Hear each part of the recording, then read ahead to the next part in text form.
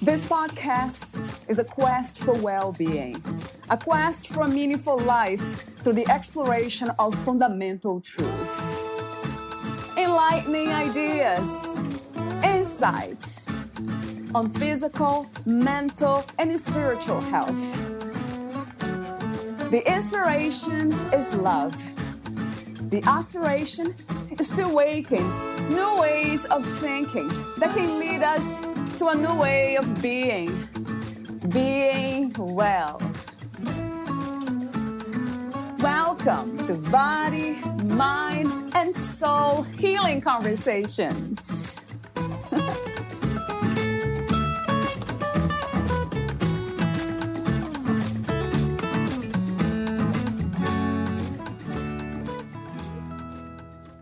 Valeria interviews Ana Forrest and Jose Calarco about universal love, ancient wisdom, freedom, and the book Fierce Medicine and other thoughts in between.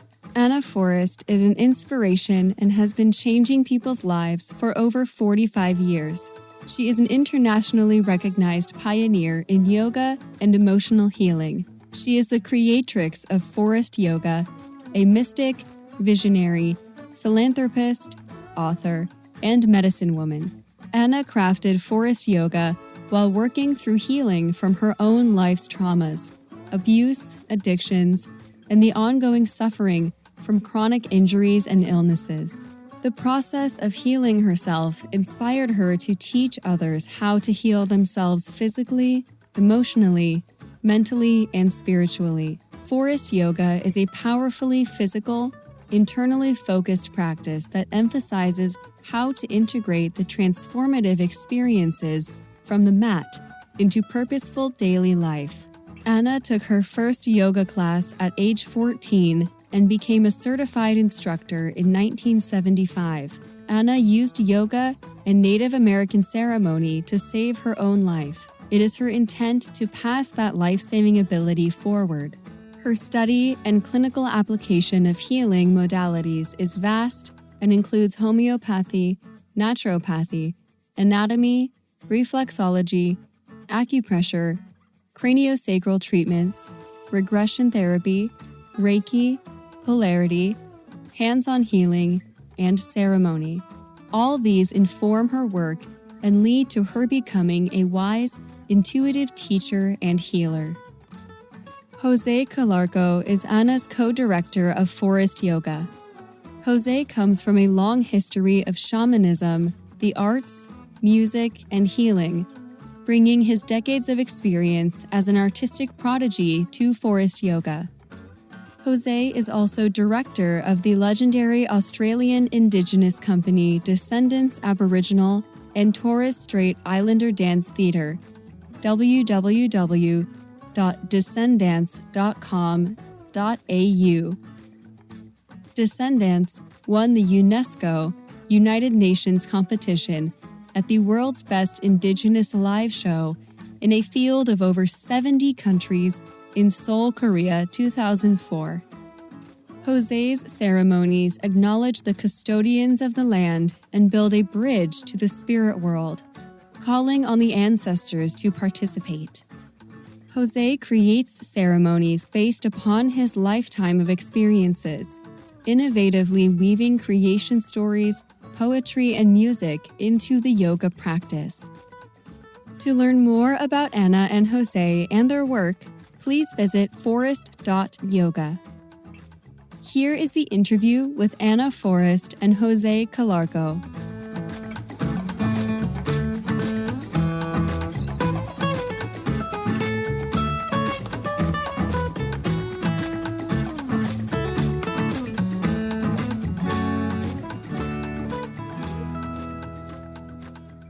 In your own words, who is Ana Forrest and Jose Calarco? Jose Calarco is a human being, I think, but really he may be a spirit having a human experience. Probably that is the case. My background is I'm Spanish-Italian, heritage, but I live in Australia, although Anna and I live in hotel rooms because we're on the road constantly as yoga teachers, medicine people, and singers. My background, I came from a musical background as a guitar player, piano, drummer, singer, songwriter, artistic director. I spent a lot of my life on the road with my Indigenous Aboriginal company, Descendants Aboriginal Dance Company, and we toured the four corners of the world promoting the world's oldest culture. I'm also involved in yoga, Forrest Yoga, as co-director of Forrest Yoga with Anna, and we tour the world extensively. I'm also a medicine person slash musician, and I have a lot of interest in shamanism and magic. Anna? So I started yoga in 1973 and came into it with a lot of pain and a lot of problems, and slowly through yoga, and then more so through the Native American ceremonies, began to heal my problems and did one of the ultimate acts of healing, which is choose to live and then connect to my spirit and start to live as my spirit dictates. And so how that has translated is, as Jose mentioned, is traveling all over the world and teaching people in as many different countries as we can reach, giving people the tools for making their life worthy and making their life something they desire to live in, and to have the tools to heal their addictions or their injuries or their heartbreak or whatever their problems are. That's our spirit pledge, is to do our part in mending the rainbow hoop of the people, which is the people of all the colors. But those people also include the animal people and the tree people, the people, everything that lives on earth. So basically, we combine both our life experiences of what we know and what we do, and we bring it into the yoga classroom to help healing. We're focused on the only healing is like we teach people how to vision quest on the mat for like what's next, or what compelling thing do they need to find out about themselves and reclaiming their self, or how to move forward into building their life with purpose. Very exciting stuff. Yeah, it sounds like it very much. Yeah, thank you. So I have a few warm-up questions, as I mentioned off record, before we talk more precisely about some of the work that you do. My first question is, what is the spirit? And what is to be spiritual, as a lot of people say, and what is to practice spirituality? Now, that is a very good question. To be spiritual, firstly, we must come out of the mental noise. The spirit is nowhere to be seen in our own mental neurosis, psychosis. The spirit is nowhere to be found there. We need to come underneath the mental noise in a fertile place, which Anna and I call the second attention, which we try to bring the students into a second attention. A second attention being an attention that includes everything. It's not a concentration. A concentration is to concentrate on one thing and doesn't include everything. And when we're in this fertile place, outside of ourselves, outside of our conflict, then this is when we can experience love. Not love in a superficial sense, I love you, you love me, like a contractual obligation like marriage, but a love that has no bounds. And usually this is where we try to take our classes each and every time, into a place of feeling and not thinking. And then we can see that the physical external masks that we put on, nothing more than like a fabricated self, a fabricated idea that the mind has created. And the only way to experience spirit is to let that go. So all our perception is outwardly with the ideas of what the mind brings. But during a class, our savasanas, our moving, it's like a moving meditation. And then at the end, we have a dreamtime savasana where we take the person literally out of their mind. And people often come up with tears or renewed understanding or open heart. Or visions. And visions. And this is what I believe could be the spirit, the spirit being outside of the mind's nonsense. Yeah, this is an interesting, I never heard these two words together, second attention. Are you somehow speaking of the word or this, what we call intuition? That's an interesting question too. It could well be intuition. And we have to ask, is intuition part of the mind's process? There's two forms of thinking. The first form of thinking comes from the neurotic day-to-day ego self, is just formulated thinking. And then there's a thinking, like a divine inspiration, where the thought comes outside of the boundaries of the mind, and that's intuition too. And I could say, yes, very much so, that intuition is part of the second attention, because you're receiving information outside of the neurotic self. Yeah, that makes sense to me. Is imagination also a kind of form of thought, Jose? Yes and no. Being a composer, that I'm really an expert on this part of it.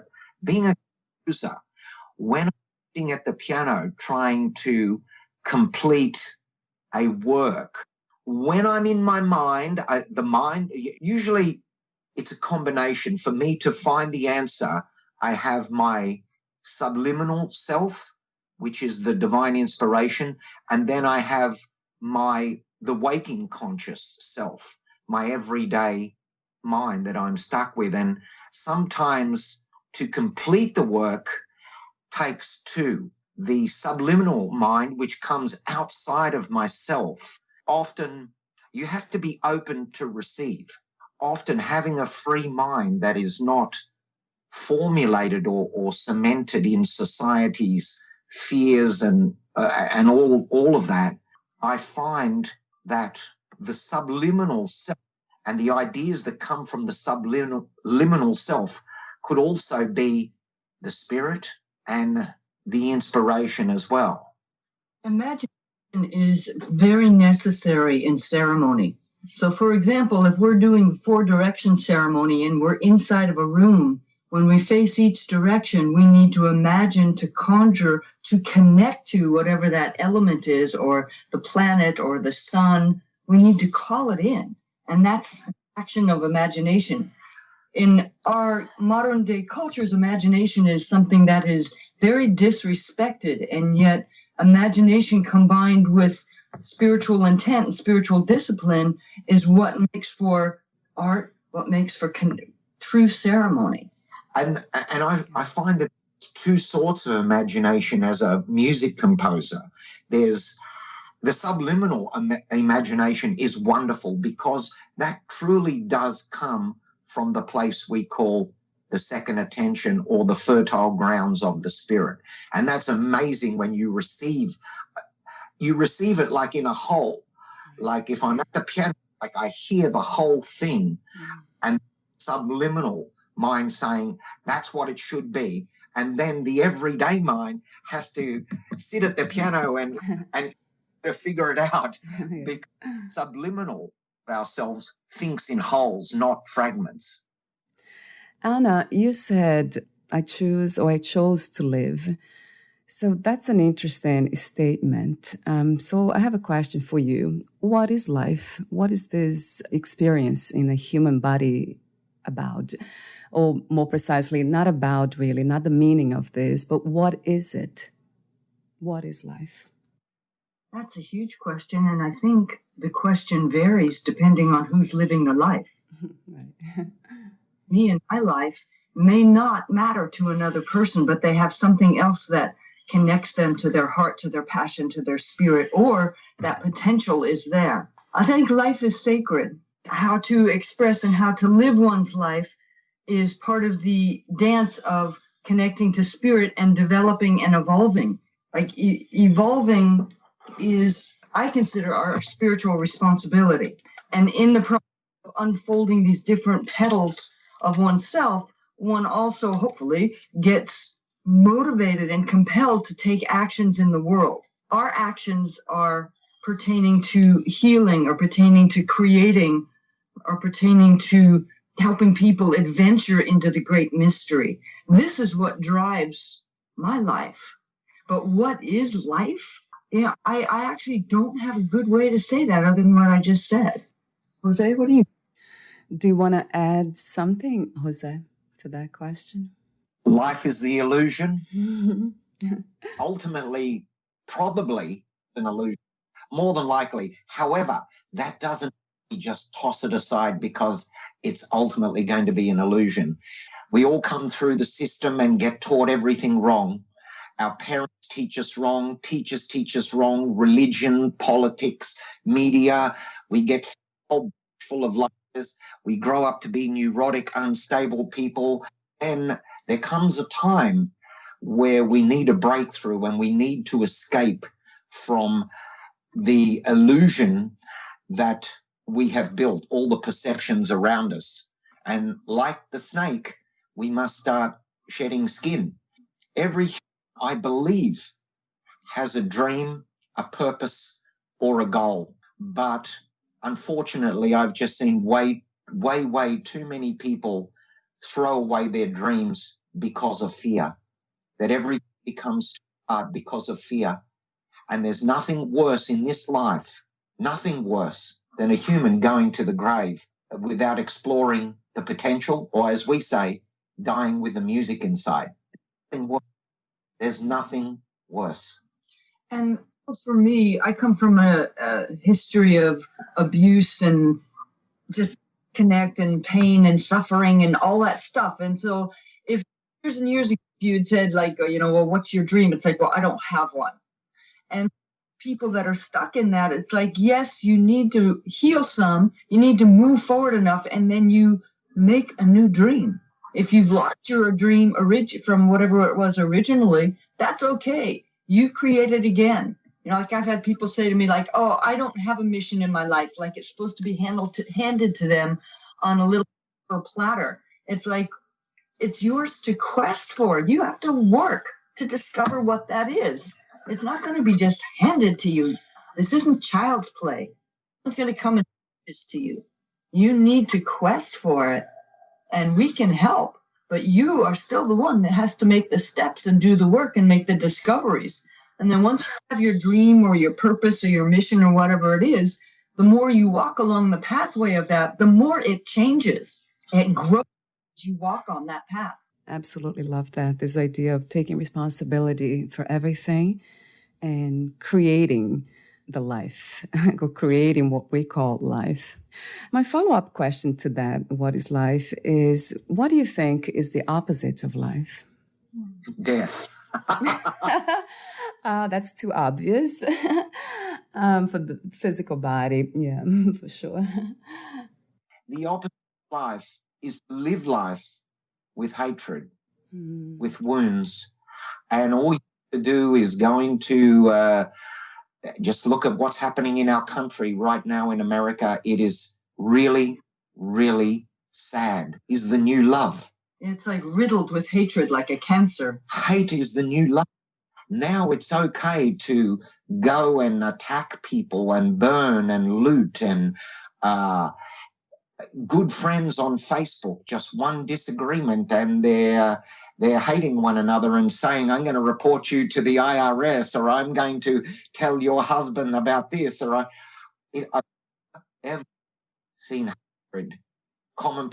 This is anti-life, because while you wake up every morning in a body riddled with hatred, riddled with revenge, those seeking revenge need to dig two graves. They need to dig their own grave as well. And I've had a lot of this in our time. The more you try to do in the world, the more that hatred and evil sometimes tries to dismantle you. And I feel sorry for these people that wake up every morning in a body riddled with hatred, because there's life. There is no life there. That's not the... Beautifully said. And I feel that is a very important part of life cycles.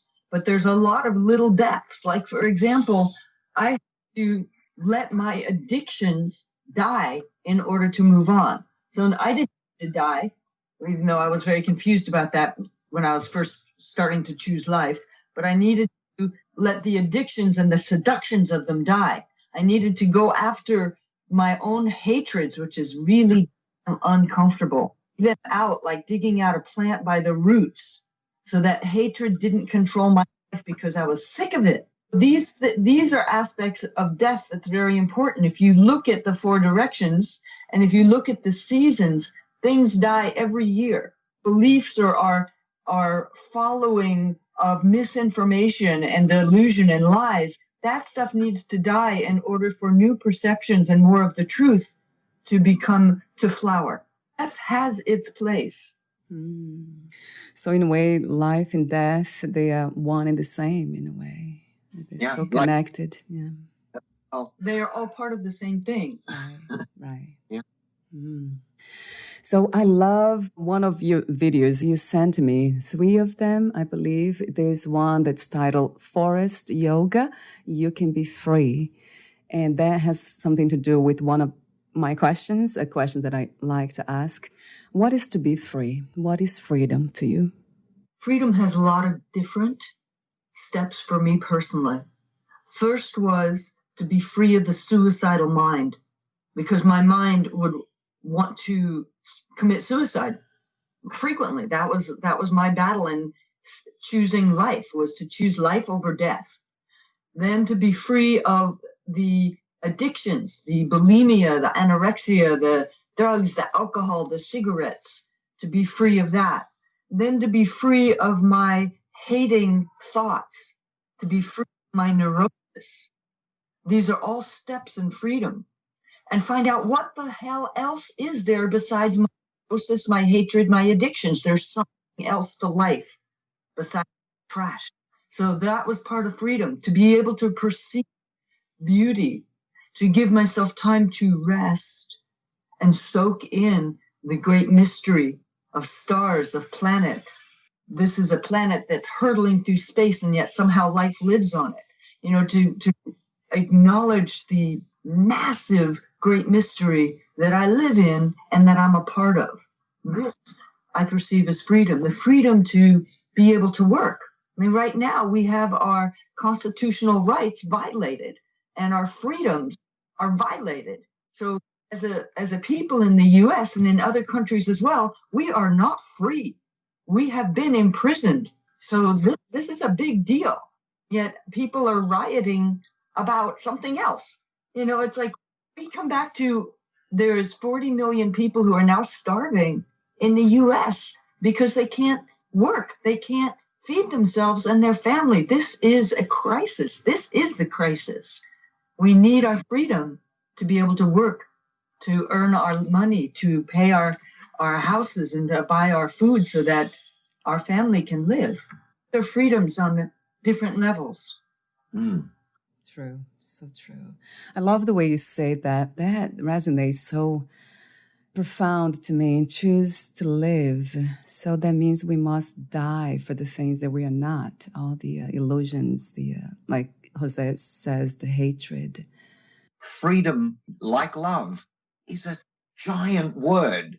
It's a word, and we don't really understand the whole of freedom. We understand fragments of freedom, because when you become free of your addiction, then, now I've got to become free of this, free of that, free right. the tyranny of the government. One after another, right? It's a big word, and it's we have to keep shedding skin more, and then who knows what ultimate freedom really is. They tell us that ultimate freedom is enlightenment or realization, and we ain't there yet. So there's still some freedoms more to learn about this word.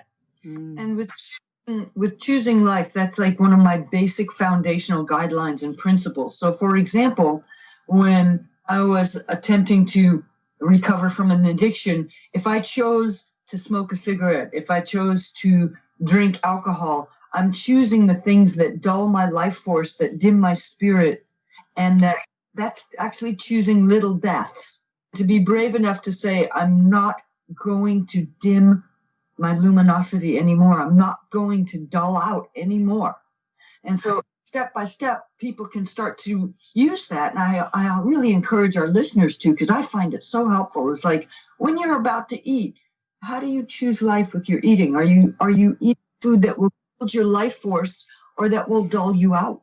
Are your actions making you brighter or dimmer? Like if you get on Facebook and just totally destroy someone that you knew, and gossip and just spread filth, is that choosing life, or are you just choosing filth? Make choices. This is part of the evolving soul, is make choices on behalf of your spirit, behalf of your luminosity. And I'll be asking you questions about the other video that I love. I have to use the same word, about love.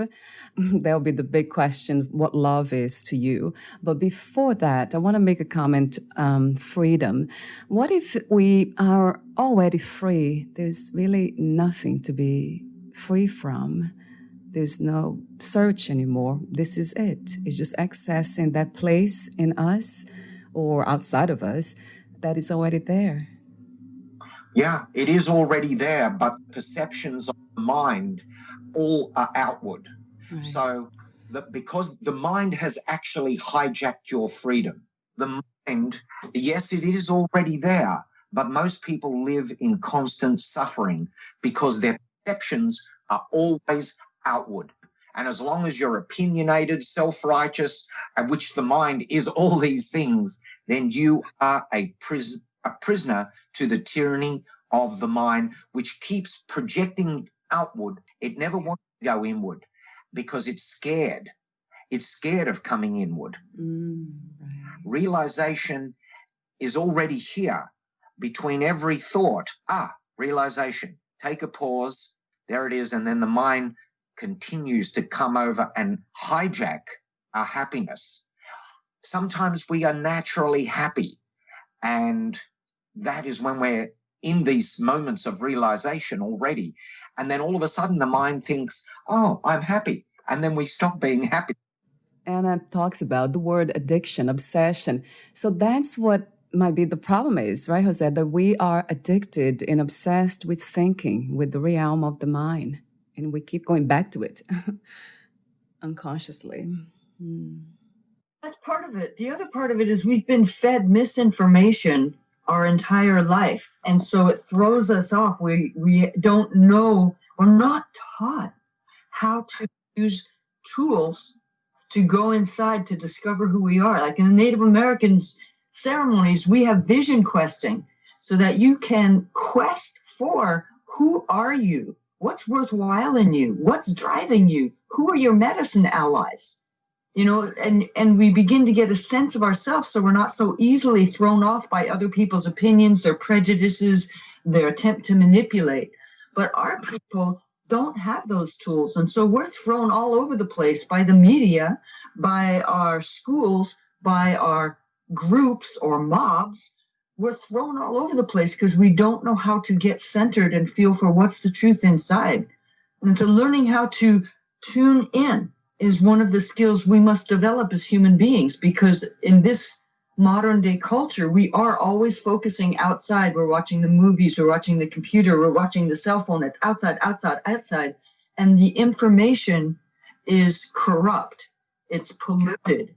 It's like informational pus. There is much virtue and nutrition in it. A lot of it is poison, and we ingest that every day and we wonder why we feel poisoned. It's because we are. So as we choose to take responsibility for our precious life, we begin to weed out that which poisons us. Anna and I love being in ceremony more than anything, with music, ceremony and prayer. It brings us so much into the present moment, and the only security is there in the present moment. And then soon ceremony ends, we sit down and then, the mind's coming back. Yeah, right. What's a ceremony now? Well, it's not about turning the mind off, but retraining it too. Retraining focus in this ceremonial way, retraining it to go inside, retraining it to think effectively. Most of us think really ineffectively, and so cleaning up the neurosis, so we're not run by a part of us that's so neurotic. I mean, it's sort of like being run by a child having a tantrum. True. It's funny to me. I laugh a lot of times. Maybe I shouldn't be laughing when I see that, but it's not real. That's what I see. I don't know if you see it the way I see. Yeah, it's a really horrible thing to, exist with this and stuck with it. And you can't do anything. When people have tried to kill involuntary thought, it doesn't work. It just, you close the door on it and it comes in through the window.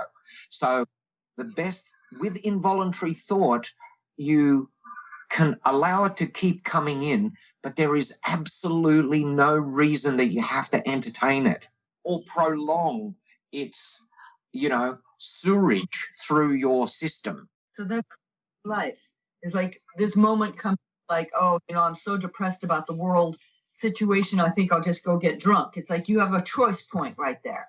You can follow that thought and take action to it, but you don't have to. Yeah. And it's actually a stupid way of living. Why would you follow your most stupid thoughts? Choose. Yeah. And there is some days, no matter what practice you do, the mind is a bully. It's an absolute bully, and there is no escaping it. There is days like that. And, I had to swear on this, Valeria.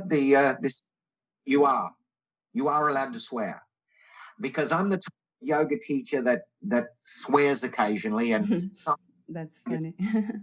because Anna and I are real teachers. There's no bullshit. It's cut after years and years, thousands of years of Indian gurus calling the ego the troublemaker in our process, that we have to disband the ego to find happiness.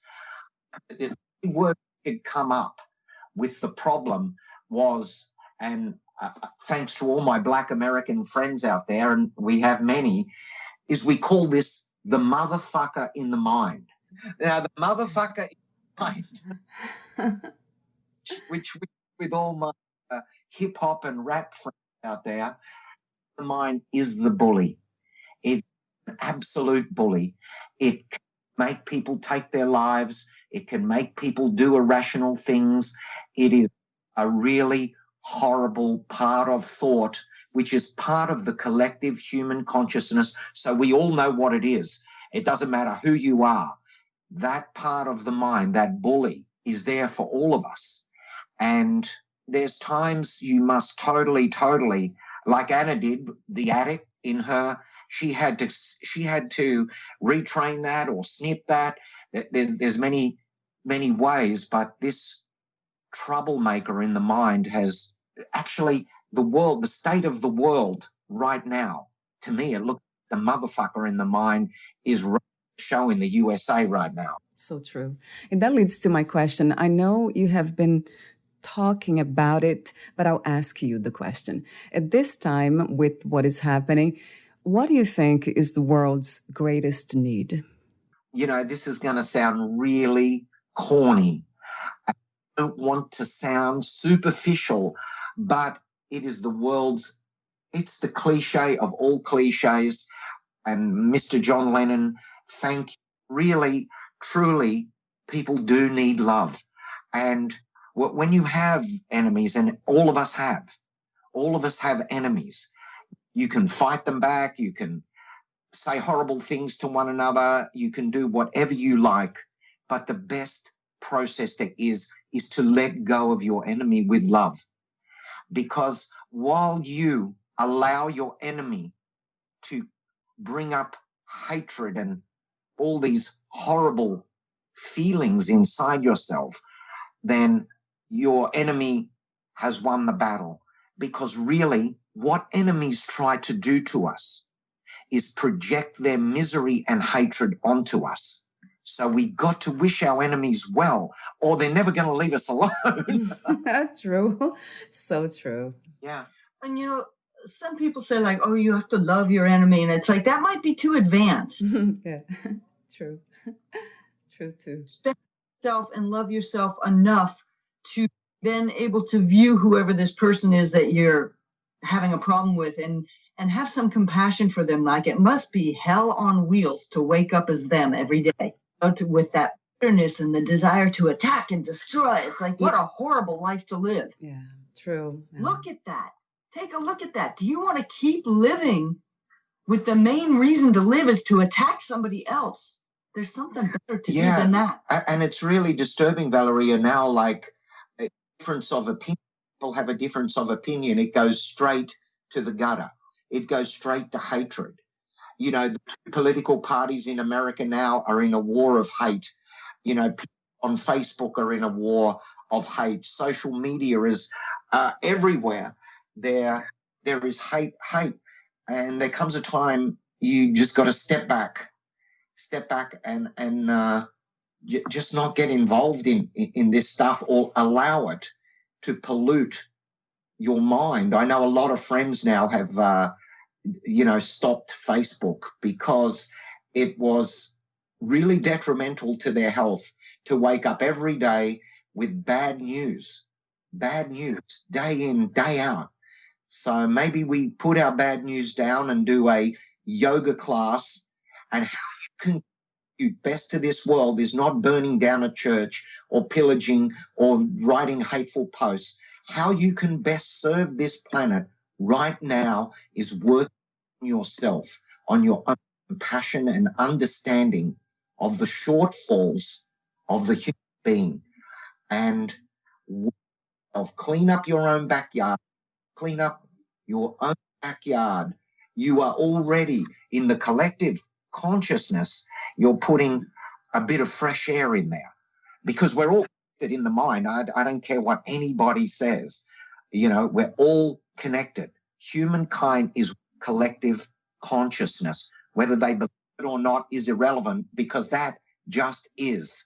And when people are stuck in their stuff, in their depression, in their hate, in their whatever, really doing yoga helps dismantle that sewage pit.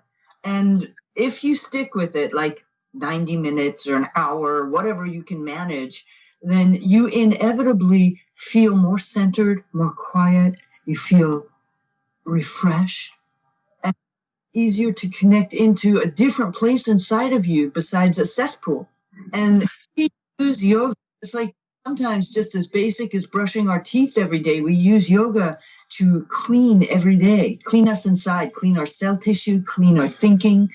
And then there are days where we can vision quest on the yoga mat and make these profound, wondrous, magical connections just on the yoga mat. That's too, is let me use this. Let me use this time to make a profound breakthrough of some sort.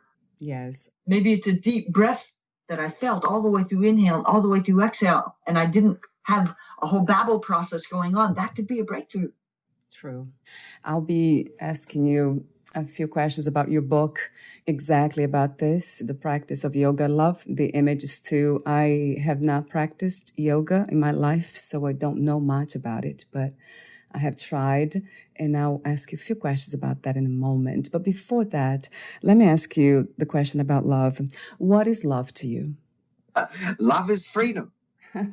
How one cannot without.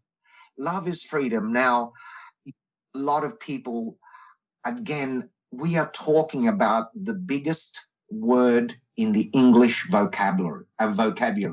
So this is what we only understand, a fragment of this word, just a fragment. To have the total understanding of love is to have the total understanding of the universe and everything within it. Really, love is a freedom. It is a sense of freedom. It's being able to see yourself in everything, to be able to see yourself with the river, with the mountain, with the birds, to see yourself within nature. And that's why when I wrote the poem about love, I wanted absolutely clear love was interpenetrated in every single cell of nature. The way the bird is, the flying eagle in the sky, the beautiful flow of the river, the mountainside, everything was permeated by love. And yeah. Maybe she can play that poem in this interview. Because a lot of people, throughout my life, what is love? Oh yes, I met this woman and she was the love of my life, and I felt this. Yes. Now that's right. True, but I don't want to sound horrible or anything, but the understanding of love with a lot of humans that I can see is just dead bodies living together. Dead bodies that, once had a sparkle, then they moved in together, and now it's more like a contractual obligation. We're married, we have a ring on the finger, we're paying off a mortgage, we're both working, and it's just two dead bodies watching television. Not a good vision, yeah. That is not love. And relationships, yeah, love has no conditions. A lot of my friends, if you love me, then you won't go out with your girlfriends, or you won't do this, or it has conditions. So it's like a contract, and this is not love when there's conditions there. So must be a total sense of freedom, and you must be able to see yourself with all nature. You cannot want to harm animals or harm nature or pillage nature and know the true sense of love. And Anna and I are both vegans, and we love animals. We see animals as our brothers and sisters. We don't see animals as better than the animals or better than the trees. And this is why when I wrote the poem Love, I wanted to give like a universal sense that love is in the raindrops. It's in the mountains reaching for the stars. It's everywhere. But the best bit of advice in the poem itself was that love lies underneath our ruins, and it's for all afflictions.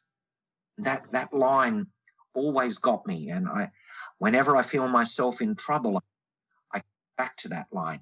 So here's another choice point, is when you choose to connect in love. And sometimes, like I said, people make choices that are too hard to do, like, oh, I have to love my enemy. Well, you may not be able to do that, nor may it be appropriate. But can you start with yourself, or maybe your cat? For me, love was a really interesting quest, because I did not grow up with love. So I literally did not have neuroreceptors for love. And at a certain point in my life, I got brave enough. I got off of that life and death edge, that I got brave enough to find out, well, I personally think love is a delusion, and I don't believe in it. I've never experienced it, therefore it doesn't exist. But I'm going to go on quest for it and find out if there is love. And so I had to literally build my ability to feel it. So when I allowed my heart to open when I was petting a kitten, or leaning up against a tree, or seeing the stars, how my heart wanted to quiver and respond, and I would shut down, just habitually shut down, because so much of my life was about shut down. To get courageous enough, courageous, to let my heart feel that without, oh, I can only love Jose if he follows my set of rules, because otherwise he's going to hurt me. That's not going to work. Yes, there are agreements in a relationship that honor the relationship, like not having lies or extramarital affairs or whatever it is. But there is a choice.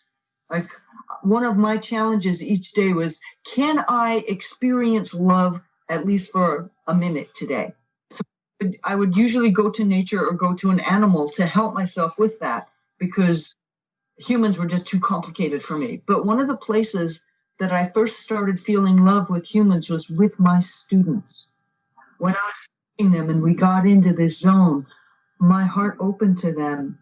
But it was a very conditional love. They need to be doing what I was saying. And it was in the yoga room. And after the yoga room, once I stepped out, I didn't have that feeling. So I had to learn to love in increments. Both of you talk about love without conditions. Do you believe in unconditional self-love? Absolutely, yeah. It really, there needs to be self-love, and that's where it needs to start. And it's not a selfish thing to love the self, because most don't like who they are. Yoga room all over the world, I see it time and time and time again. The biggest problem that we are working on in the room is self-hatred. I can't believe how close the human psyche is to suicide. Here we see all these bright-faced young yogis, and when we start talking the truth, they're telling us that there's a fine line between their elation and their suicide. So we can't stress enough that self-love must always come first. And doing yoga, looking after yourself with food, going for a walk in nature, learning an instrument, learning something, a program of insight, any program of insight. And what I mean by that is writing, reading, acting, something that takes the mind away from its self-pity and self-destruction. You're in this state, you need to take a detour. You're not going to go straight to self-realization. It ain't going to happen. So we need to take this venomous part of ourselves, and we need to give it like a child. You need to give it like going to bed at this time, eating at this time, like a baby. Yeah. You need to care for it and carefully roster its time out. If not, if you're going to sit around, there's no chance, because a neurotic mind needs to be moved. If you let it still, if you let the neurotic mind still, it will take over. It will really take you. Once you start moving, walking, yoga, jogging, swimming, whatever, just move it. I found that an inherent of learning love for myself, that was hard for me. What I kept coming back to was self-respect, doing things that built my self-respect. And then that opened the door to being able to experience love. And sometimes it would be like, okay, I'm feeling love for my students, but that's still not an experience I can turn on myself. And I would energetically see these like huge tendrils reaching from my heart to my students. And I'd take these tendrils and turn them back and plug them back into my own heart. Like how to send this exquisite energy into myself and make that part of my cell and soul food. Like, this is my responsibility to do. I'm not waiting for the great shaman in the sky to come and love me like I'm some little baby having to be repurposed that way. It's like, how do I create love in my life? How do I create it? Make it an action. It's interesting how it's easy to love nature outside the ocean. I love the ocean, but then it's actually here too. The ocean is inside of you too. The mountains, everything's in you as well. Oh, you are it. There's no, like you said earlier, Jose, everything's connected. Consciousness is one, consciousness, not two. And these are the indigenous teachings that we are brought up with, that all is our relations, the mountains, rivers, animals. And when the Native American says to all my relations, he's not talking about his grandmother and grandfather, although that is inclusive. He is seeing the tree as a brother, the river as a mother, the moon. You are part of it all. But people have lost their mystery because the mind has hijacked the person. And the mystery, a lot of people, one thing we love about the indigenous cultures, as they were before white man's poison came into these cultures, was that they had a certain mystery and a connection to the whole universe. And this is what's been lost now. People are very skeptical of spirit. They're skeptical of psychic awareness. They're skeptical of everything. The only thing people want to know now is science. Oh, what's the science? What does the doctor say? What's the vaccination say? What's this say? You know, all the spiritual aspect out of life at the moment. And when you do that, it is really fucking dangerous when you exclude all spiritual content and you just allow unchecked emotions to be running this society. And that's what's happening now, unchecked emotions. And people think that everything is a conspiracy or everything is far-fetched or, you know, they've lost the magic. But if you stop to think for a minute, we are on a ball of mud called the Earth. We are traveling at 66,000 miles an hour around the sun in an infinite universe, and the infinite multiverse, 30 trillion souls that are into. This is a miracle, guys. It is a miracle. You know, this miracle we are, and we've forgotten. We're looking down at our feet and we've stopped looking at the stars. So I have their offering is, for me, looking up at the star fields is one of the places I first connected to love. I absolutely love the stars. Then I had a realization one day in my yoga that I had star particles in my bones. And so that I absolutely, wildly, passionately, part of it, I have star particles in my, and that's true. And so does the mountains. And that's the connection. We have star particles, and they're more powerful than the neurosis. Right, Anna. Yes. Star particles in your bones and flesh. Well, we are not lost, not yet. We're coming back to it, remembering. I have hope, although I don't like using that word hope that much, but...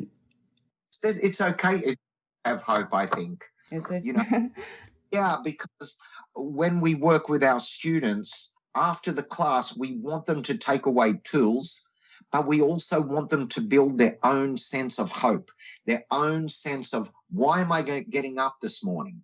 Why am I going to get up this morning? We're going to get up this morning to do your yoga, to go for a walk, to say your prayers, to do your job. So it's good to have hope. Maybe hope to me a lot of times meant the illusions, just these ideas in the mind, trying to create a reality that doesn't exist because I want to escape from this one, from the now and be in the future. So I'm trying to hope and think in a different way. And maybe that's why the way I thought before, but now it's changing, I guess. I wanted to ask Anna about her book. What was the inspiration and intention of writing your book, Fierce Medicine, Breakthrough Practices to Heal the Body and Ignite the Spirit? It came through my teaching, which is, I am a teacher. That is one of the reasons why I'm here on this planet at this time. I would once in a great while be compelled to tell some piece of my life story as a teaching story, because it would provide a way through one of my students' darkness or swamp that they were stuck in. Like, yeah, I understand that absolute self-loathing that you have with your bulimia, your eating disorder, and this is what I did that helped me through and helped me heal that. And people kept saying you should write your life down, you should write your stories down, and I just kept saying no. And then at a certain point, one of my students said that to me again, and the answer that came out was, yes, I will. And I wrote that to help people. These are embarrassing things I'm writing about. I'm a private person, and because I thought it would be more important to send these tools out that I know work. And it's like I have been in these hopeless places. Don't give up. There's a way through. That's Fierce Medicine. A lot of times we use the words surrender and acceptance, letting go, which I love these words. But then some people confuse them with giving up. So how do we know the difference between letting go and giving up? Well, there's certain things to give up. Like if you give up your alcohol, that's a good choice. Yeah, right. If you life, some have to end up in hitting bottom in order to change your direction. So it'll feel like giving up, but there's a connect to your life is worth living. It really is. But the stupid things that dull your life are not worth doing. Give those up. And be able to recognize that, yeah, it's very important. So it goes back to reconnecting to ourselves, yeah, knowing ourselves. And recognizing that is part of the path of wisdom. And letting go isn't really giving up. Letting go is letting go of our control or our need to try to control everything. And some things are just uncontrollable. And, my years on the road with my Indigenous dance company, I found we performed the four corners of this planet at some of the world's biggest events. And I started as trying to control everything, but then I found this really happy medium of just letting go, doing everything that I can in the situation, then leaving it in the hands of the elders or the spirits or the ancestors. Okay, I'll do everything I can here, but the need to control everything, I'm going to let go. I found a very beautiful form of management in business, in the physical world, of letting go. But never did I give up.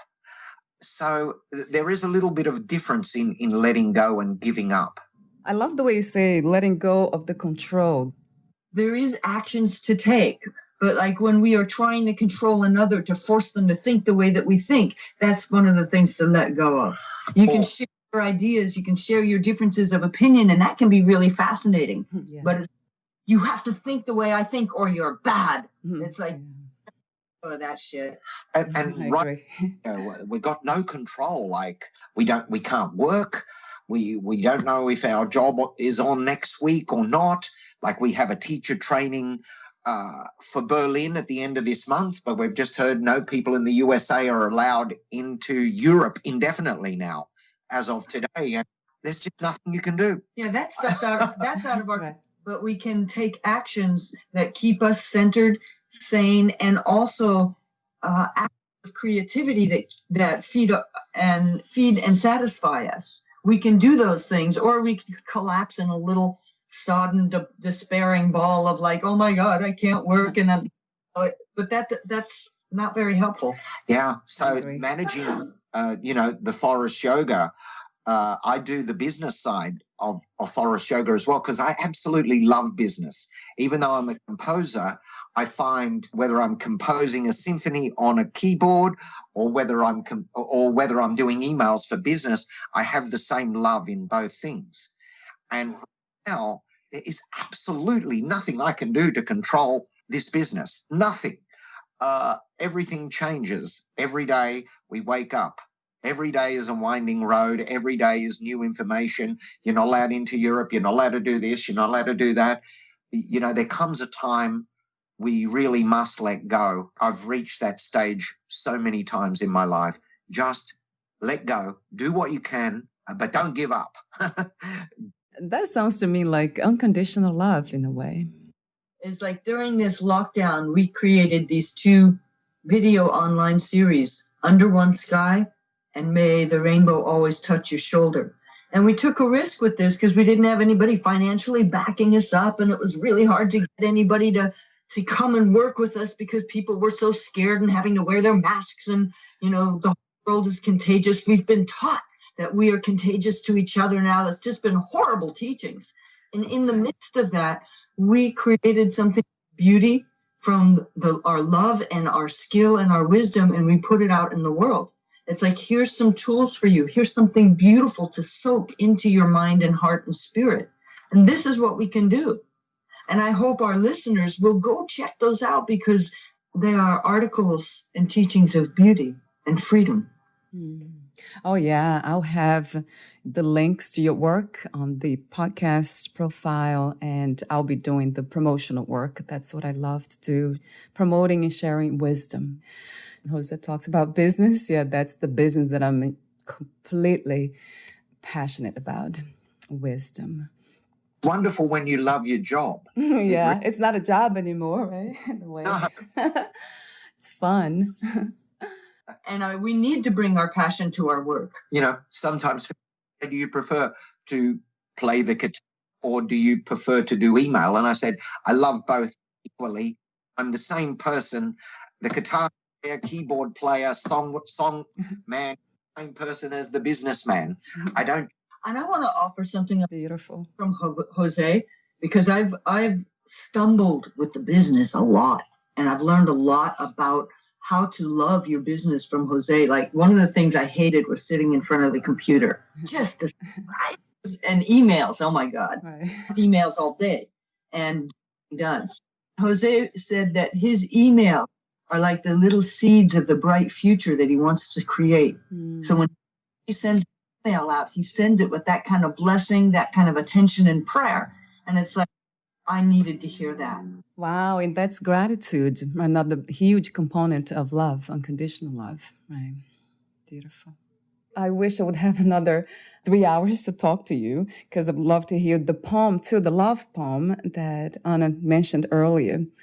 But let me ask you these 2 questions, and perhaps we can still do that.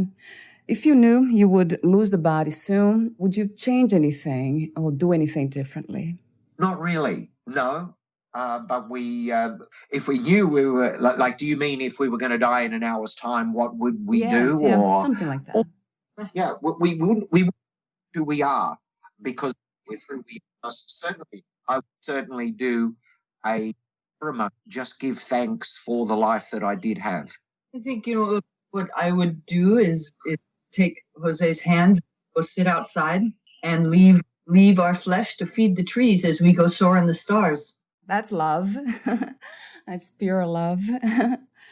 Other question is, what are 3 things about life that you know for sure as of now? That's very tricky, because love is certainly one. I'm not saying I understand the totality of love, but I know enough of the fragments of the gigantic word to know that this is the main ingredient in life. And without love, you got nothing.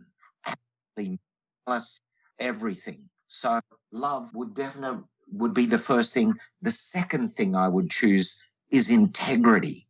There is nothing worse than being dishonest or with a person and saying a different thing to the other person. Always be the same person. And the third word for me, especially myself, is creativity. To use my life like a canvas, like a blank canvas, and paint my pictures. Because I play the piano, because I sing, drum, write, this is my world. Creativity is my world.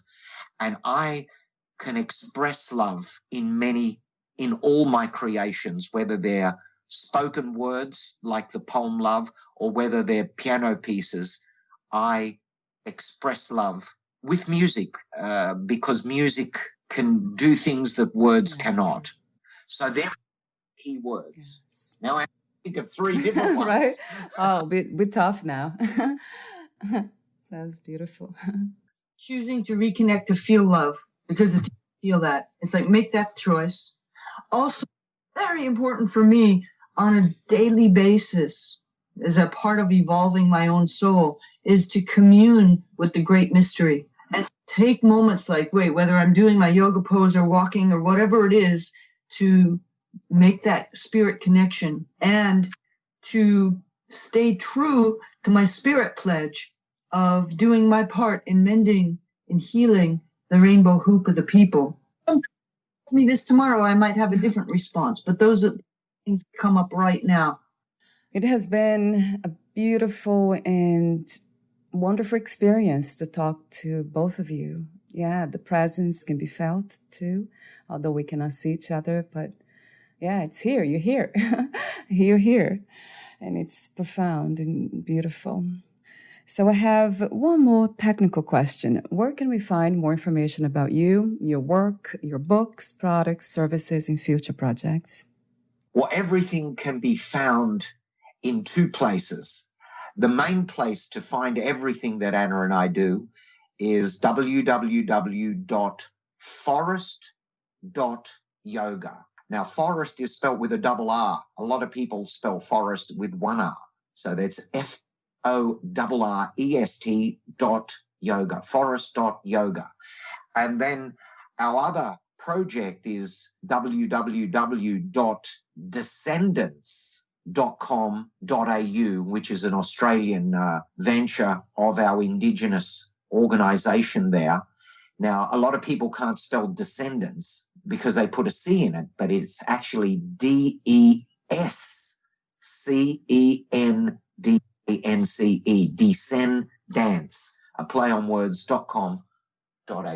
In those two places, everything Anna and I are and do is in those places, but the Forrest Yoga stuff has everything. Great, really great. Thank you so much again, and we'll talk soon. Yes, thank you, Valeria. And maybe you can do more at another time. You know, Valeria, Yeah. you asked the best questions. Interviews a year, and your questions were like deep. Thank you for the questions. They really made us stretch the imagination. Yeah. Thank you for your answers and your wisdom. Thank you. So bye for now. Thank you. Bye. Bye, everybody. Bye.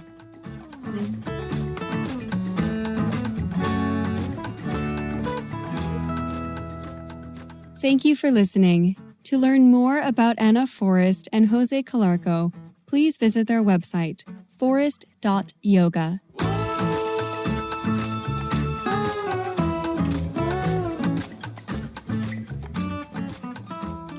To learn more about this podcast, please visit fitforjoy.org/podcast.